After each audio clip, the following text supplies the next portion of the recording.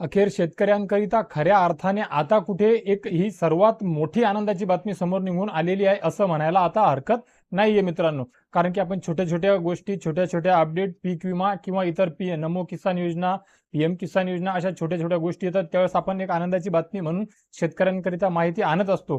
परंतु त्याच्यापेक्षाही या म्हणजे आजच्या परिस्थितीमध्ये आवश्यक असलेली कर्जमाफी संदर्भातली सर्वात मोठी गुड न्यूज, सर्वात मोठी बातमी आता समोर निघून आलेली आहे, ज्याकरिता विधानसभेमध्ये थेट मुख्यमंत्र्यांनी घोषणा केलेली आहे. आता कुठे पांडुरंगाने त्यांना सद्बुद्धी दिली म्हणा किंवा कुठेतरी त्यांना एक आठवण करून दिली. संभाजीनगर असेल, पंढरपूर असेल, बुलढाणा असेल, काल परवाकडे मुंबईला झालेलं विधानसभेच्या परिसरामधलं आंदोलन, मोर्चे, उपोषण या जेवढ्या काही गोष्टी झाल्या या सर्व गोष्टींचं फळ कुठे ना कुठे आता मिळताना दिसत आहे मित्रांनो. मेहनतीचं फळ वाया जात नाही. खऱ्या अर्थाने कुठलेही निकष न लावता कर्जमाफी मिळायला हवी होती. कुठलेही तरतुदी न लावता खऱ्या अर्थाने एवढं मोठं नुकसान झाल्याच्या नंतर थेट सरसगट कर्जमाफी जी जाहीर करायला हवी होती, जी सांगितलेली होती, कबूल केलेली होती, ती पूर्णपणे फोल ठरत होती. त्यामध्ये जाचक अटी लावण्यात आलेल्या होत्या, शर्ती लावण्यात आलेल्या होत्या. म्हणजे खऱ्या अर्थाने पिक्चर सुरू करणे आणि बंद करणे सोबतच झालेलं होतं. एवढे दिवस कर्जमाफी जाहीर केली नाही, जाहीर केल्याच्या नंतर तारीख दिल्याच्या नंतर समितीच्या नंतर अटी शर्ती, तिची परत काय ते समितीचा अहवाल आणि तिच्यातून तो जो अहवाल आहे तो सुद्धा सर्वश्रुत केलेला नव्हता. त्यामध्ये सुद्धा सर्वात महत्वाच्या 2 अटी म्हणजे 2019 मधल्या कर्जमाफीमध्ये महात्मा ज्योतिराव कर्जमाफी शेतकरी सन्मान योजनेमध्ये जे शेतकरी पात्र होते त्या शेतकऱ्यांना आता लाभ मिळणार नाही. म्हणजे ते शेतकरी या अहिल्यादेवी होळकर कर्जमाफी करिता पात्र असणार नाही. सर्वात मोठी जाचक अट होती, ज्याचा अर्थ असा होता की कर्जमाफी जाहीर केली आणि कुणालाच न देणे. कारण की खूप मोठ्या प्रमाणामध्ये 2019च्या कर्जमाफीमध्ये शेतकरी बांधव पात्र ठरलेले होते आणि त्यांना जर आता कर्जमाफी द्यायची नाही तर मग ती द्यायची कुणाला हे स्पष्ट झालं होतं. म्हणजे याचा अर्थ ती कुणालाच द्यायची नव्हती. आणि एवढंच काय तर थोड्याफार प्रमाणामध्ये जे 5-50 हजार रुपयाचं लॉलीपॉप चॉकलेट देण्यात येत होतं त्याकरिता सुद्धा परत अटी होत्या, ज्याकरिता सातत्याने 3 वर्ष मुदतीमध्ये आपलं जे पीक कर्ज आहे ते त्या मुदतीमध्ये दरवर्षी भरलेलं असावं. तर आता त्या दोनही जाचक अटी, महत्वाच्या अटी ज्या आहेत शेतकरी मित्रांनो त्या काढून टाकण्यात आलेल्या आहेत.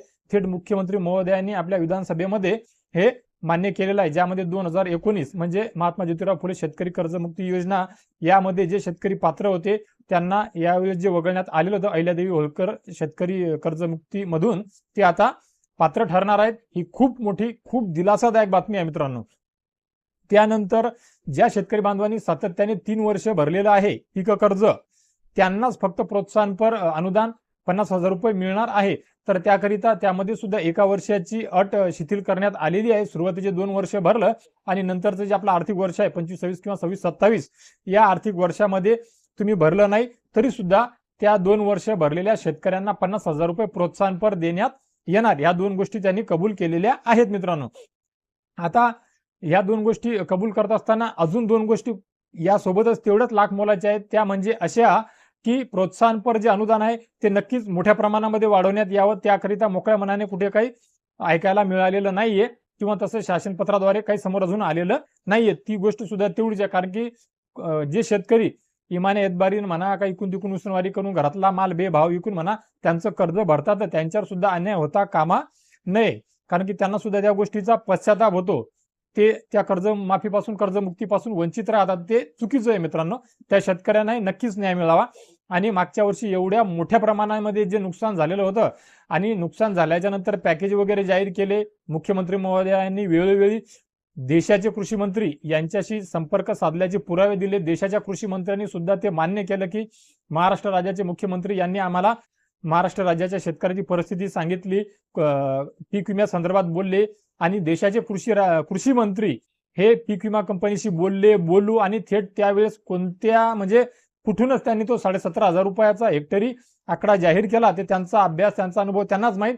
परंतु तो आता मिळाला कितीतरी दिवस झालेले, मिळणं तर दूरच आहे. कोणी बोलायला तयार नाही, कंपनी विरोधात बोलायला तयार नाही, कुठे बैठका नाहीत, कोणत्या शेतकऱ्याचे क्लेम स्टेटस कॅल्क्युलेशन होत नाही, त्यांचे स्टेटस सुद्धा चेंज झालेले नाहीये. पांडुरंगाच्या चरणी आता हीच एक विनंती आहे कळकळीची की ज्याप्रमाणे निसर्गाने शेतकऱ्याला साथ द्यावीच त्याप्रमाणे मुख्यमंत्री महोदयांना सुद्धा आणि देशाचे कृषी मंत्री यांना सुद्धा त्या गोष्टीची परत एक वेळ आठवण करून द्यावी, सद्बुद्धी द्यावी की बा शेतकऱ्याला त्यांच्या हक्काचे पीक विम्याचे पैसे मिळायला हवे. ज्या शेतकरी बांधवांनी पीक कर्ज वेळेमध्ये मुदतीमध्ये भरलेलं आहे त्यांना सुद्धा प्रोत्साहनपर वाढून कमीत कमी 1.5 लाखापर्यंत तरी त्यांना ते मिळायला हवं. शेतकरी मित्रांनो, याकरिता अजून आम्हा सर्वांना सुद्धा पाठपुरावा करावा लागेल. विनंत्या, निवेदनं, आंदोलनं, मोर्चे कुणी जर समोर जात असेल, रस्त्यावर लढाई करत असेल तर त्यांच्या पाठीमागे ताकदीने उभं राहावं लागेल मित्रांनो. तेव्हा कुठे या बाकीच्या 2 गोष्टी सुद्धा मिळतील मित्रांनो. आणि आता आज मुख्यमंत्री महोदयांनी ज्या गोष्टी कबूल केल्या, परत एक वेळ मान्य केल्या, त्या इमाने एतबारीनं तसं वागून तसा शासन निर्णय काढून शेतकरी बांधवांच्या पदरामध्ये तो न्याय द्यावा. ती कर्जमाफी खऱ्या अर्थाने जी एवढी मोठी सांगितल्या जात आहे, जिचा एवढा मोठा आकडा दाखवला जात आहे, गाजावाजा केल्या जात आहे, कुठल्याही शेतकऱ्याला अजून न मिळालेले असताना सुद्धा एसटी बसेसवर इकडे तिकडे वाहनांवर जाहिरातबाजी सुरू झालेली आहे. जशी जाहिरातबाजी सुरू झाली, जसं सांगितलं, जसे बॅनरबाजी सुरू झालेली आहे, त्याचप्रमाणे तेवढी शेतकऱ्यांना ती कर्जमुक्ती कर्जमाफी मिळायला हवी मित्रांनो, अशी आशा आपण बाळगूया. आणि पीक विम्याकरिता प्रोत्साहनपर अनुदान वाढवण्याकरिता आणि इतरही काही मागण्या, इतरही काही गोष्टी आहेत ज्या शासनाच्या निदर्शनास आणून देऊन परत त्या शेतकऱ्याच्या पदरामध्ये कसं पाडता येईल याकरिता सुद्धा वेळोवेळी तुम्हाला संघर्ष करावा लागणार आहे, संघटन करावं लागणार आहे. एका जागी संघटित कुणाला तरी पाठिंबा, कुणाला तरी साथ देणे, जो कोणी समोर निघेल त्याला तेवढंच गरजेचं असणार आहे मित्रांनो. तर मित्र बघा, या व्हिडिओच्या माध्यमातून आजची कर्जमाफी संदर्भातली 2019ची अट शिथिल होऊन शेतकऱ्यांना मिळत असलेला लाभ आणि प्रोत्साहनपर अनुदानामध्ये 3 वर्षाची अट शिथिल होऊन 2 वर्ष सातत्याने भरले आणि मागच्या वर्षीचं न भरलेलं जे काही शेतकरी आहेत त्यांना सुद्धा प्रोत्साहनपर अनुदान मिळेल, या 2 गोष्टीकरिताचा हा महत्त्वाचा व्हिडिओ होता मित्रांनो. तर मित्र, आशा करतो माझ्या इतर व्हिडिओंप्रमाणे या व्हिडिओच्या माध्यमातून दिलेली माहिती सुद्धा तुमच्याकरिता नक्कीच लाख मोलाची ठरेल, उपयोगी ठरेल. तर मित्र, भेटूया एका नवीन व्हिडिओच्या माध्यमातून तुमच्या आमच्या नवीन उपयोगी माहितीसह. या व्हिडिओच्या माध्यमातून तुर्तास एवढेच, आणि मी माझ्या प्रत्येक व्हिडिओच्या अखेरीस सांगतो आणि त्यानंतरच्या अजून एका व्हिडिओमध्ये आणतो मित्रांनो. त्यानुसार भेटूया अजून एका गोड बातमीसह. तोपर्यंत धन्यवाद मित्रांनो.